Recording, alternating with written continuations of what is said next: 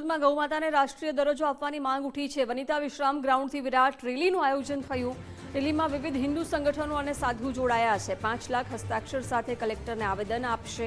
બળદગાડા અને જેસીબી સાથે અનોખો દેખાવ। ગૌશાળાઓ અને સામાજિક સંસ્થાઓ પણ રેલીમાં જોડાઈ છે। પ્લેકાર્ડ અને બેનરો સાથે ગૌરક્ષકો દ્વારા પ્રદર્શન કરવામાં આવ્યું। ગૌમાતાને રાષ્ટ્રીય સન્માન અપાવવા માટે થઈને આ ભવ્ય રેલી નીકળી છે। સમગ્ર શહેરમાં ગૌ ભક્તો મોટી સંખ્યામાં હાજર રહ્યા। જિલ્લા કલેક્ટરને આવેદનપત્ર સુપ્રત કરવામાં આવશે।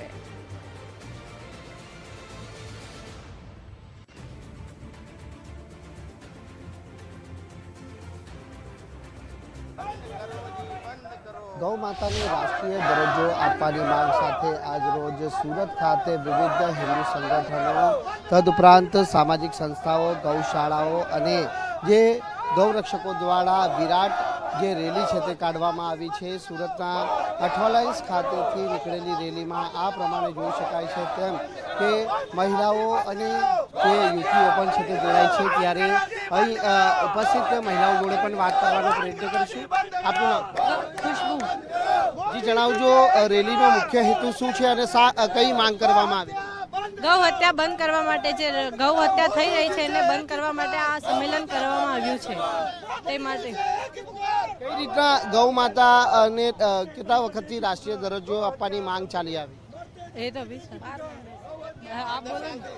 તો જે પ્રમાણે જોઈ શકાય છે કે અહીં મોટી સંખ્યામાં આજે જ્યારે તમામ જે સંગઠનની જે મહિલાઓ છે તે પણ આવી પહોંચી છે અને ગૌ રક્ષા એ રાષ્ટ્ર રક્ષા સાથેની જે માંગ છે તે હાલ કરવામાં આવી છે અને તમામ જે રેલીની અંદર આ પ્રમાણેના જે પ્લે કાર્ડ છે તે હાલ જોવા મળી રહ્યા છે। સાધુ સંતો પણ હાલ જે આ રેલીમાં જોડાયા છે અને એક અનોખો જે વિરોધ પણ છે તે જોવા મળી રહ્યો છે કે જ્યાં રાષ્ટ્ર જે માતાનો દરજ્જો જ્યારે ગાય માતાને આપવામાં આવે તેવી માંગ ઉઠી છે ત્યારે સંતો શું કહી રહ્યા છે આપણે જાણવાનો પ્રયત્ન કરીશું। महाराज पहले तो आपका नाम बताइए। महामंडलेश्वर 1008 श्रीमान सीताराम दास जी महाराज, भारत साधु समाज अध्यक्ष, साउथ गुजरात। महाराज आज रैली का आयोजन किया गया है, रैली का मूल उद्देश्य क्या है और सरकार यह बात अगर नहीं मानती तो आगे की रणनीति क्या रहे? पूरे सनातन धर्म की तरफ से हिंदुओं वासी सभी आज सूरत के जागृत हुए हैं और उनका सबका एक ही मांग है कि जिस तरह से सम्मान से बोला जाता है कि भारत माता की जय, राष्ट्र माता की जय और जिसने जन्म दिया उस माता की जय, हम ये बोलते हैं कि गौ माता की जय। जिसका हम दूध पीते हैं, जिसके दूध से मुझे जीवन और संस्कृत मिलती है, उस गाय माता को राष्ट्र माता घोषित करो। यह सब हिंदू सनातन धर्म की मांग है। अगर जब तक मांग अवश्य मानी रही सरकार तो हमारी है, सरकार तो सनातन को मानने वाली है। अगर मेरी सरकार, अगर भारत के यशस्वी प्रधानमंत्री नरेंद्र भाई अगर झुकते हैं तो सनातन के सामने झुकते हैं और मानते हैं तो सनातन को मानते हैं। उन्होंने देख लो आज पूरे विश्व के लोग अगर सनातन की ताकत देखना है तो बंगाल के अंदर देखो, जब सनातन एक हो गया, हिंदू जब एक हो गए तो वही ममता चिल्ला चिल्ला के बोलती थी कि आप तो रसगुल्ला खा लो, नरेंद्र मोदी दिल्ली भेज दूंगी। वही ममता को ये सनातन धर्म और हिंदू समाज एकत्र जब हो गया तो एक ताकत बनी और ताकत को बंगाल की विधर्मी सरकार को उखाड़ के फेंक दिया, वहाँ भगवा लहरा दिया।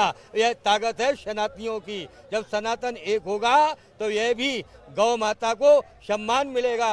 गौ माता को सम्मान भगवान राम ने दिया, गौ माता को सम्मान कृष्ण ने दिया, यह पूरा सनातन दे रहा है। जब मेरा जन्म होता है तो गाय की जरूरत पड़ती है, जब मरण होता है तो गाय की जरूरत पड़ती है। इसलिए सनातन और यह हिंदू राष्ट्र और भारत तभी मजबूत बनेगा जब गाय माता को राष्ट्र माता घोषित करेंगे।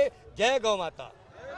જે પ્રમાણે સાધુ સંતો આ રેલીમાં જોડાયા છે અને ગૌ માતાને રાષ્ટ્રીય દરજ્જો આપવામાં આવે તેવી સ્પષ્ટ માંગ છે તે અહીં કરવામાં આવી રહી છે। જે સરકાર પણ સનાતનમાં માનવાવાળી સરકાર છે અને સરકાર જે ગૌ માતાને રાષ્ટ્રીય દરજ્જો ચોક્કસથી આપશે તેવો આશાવાદ પણ છે તે સાધુ સંતોએ વ્યક્ત કર્યો છે. આજે 5 લાખ હસ્તાક્ષરો સાથેનું આવેદન હવે આ સમગ્ર માંગને લઈને જિલ્લા કલેક્ટરને સુપ્રત કરવામાં આવશે.